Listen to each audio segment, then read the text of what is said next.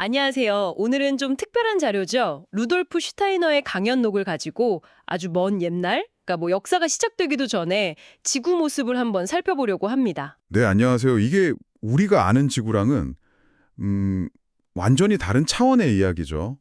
지구가 영적인 발달 단계를 거쳤다는 내용인데요. 맞아요. 특히 그 고대 달 시기. 이름부터가 벌써 신비롭지 않나요?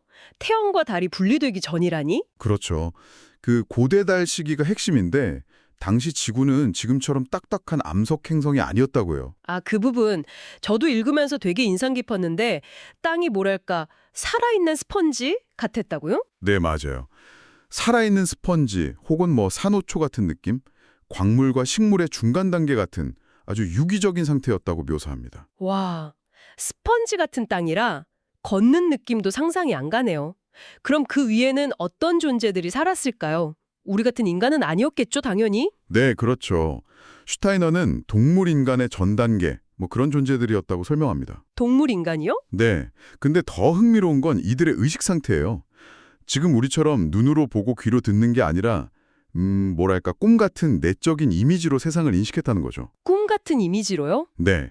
그리고 지금은 퇴화됐다고 알려진 뇌의 송과선 있잖아요. 아, 송가선요. 네네. 그게 당시에는 굉장히 중요한 감각기관 역할을 해서 주변의 어떤 비물리적인 에너지나 정보를 감지하는 그런 통로였다고 해요. 와, 그럼 눈 대신 그 송가선 같은 걸로 세상을 봤다는 거네요, 거의. 그렇죠.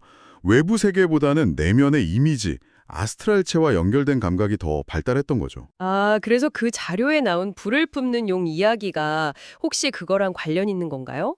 네, 슈테이너는 그게 어쩌면 신화적인 해석일 수 있다고 봐요.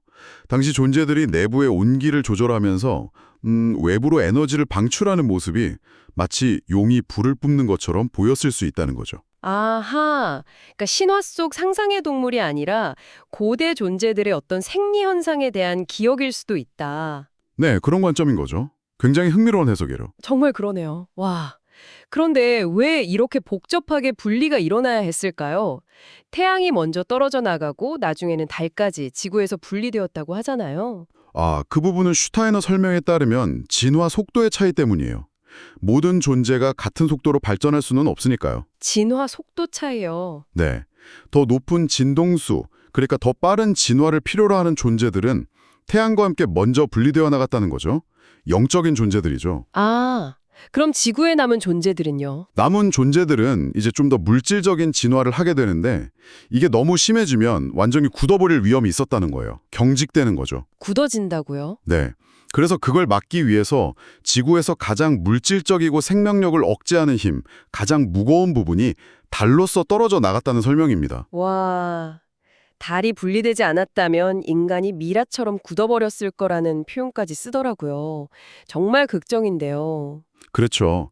심지어 달이 분리되기 직전에는 지구가 너무 딱딱하고 생명력을 잃어서 영혼들이 다시 육체로 돌아와 깃들기가 어려웠다고 해요. 네, 영혼들이 돌아오기 어려웠다고요? 네.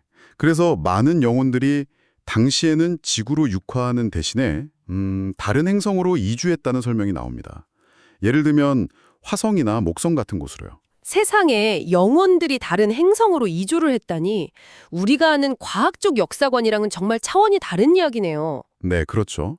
완전히 다른 패러다임이죠. 그럼 달이 분리되고 나서야 상황이 좀 나아진 건가요? 바로 그겁니다.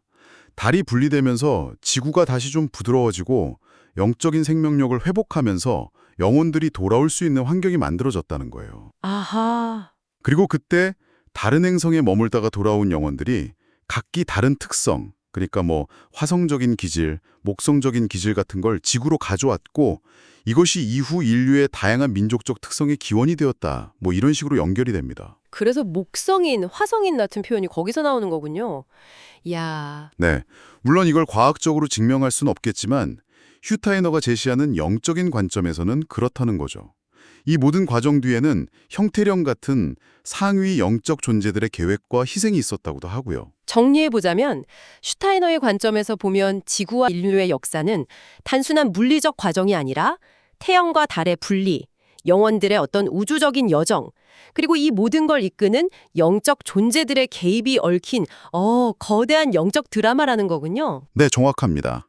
지금 우리가 발딛고 있는 이 물질 세계는 그런 장대한 영적 진화 과정의 결과물이라는 시각인 거죠. 확실히 과학과는 다른 서사지만 세상을 이해하는 또 다른 깊이를 주는 것 같아요. 그렇죠.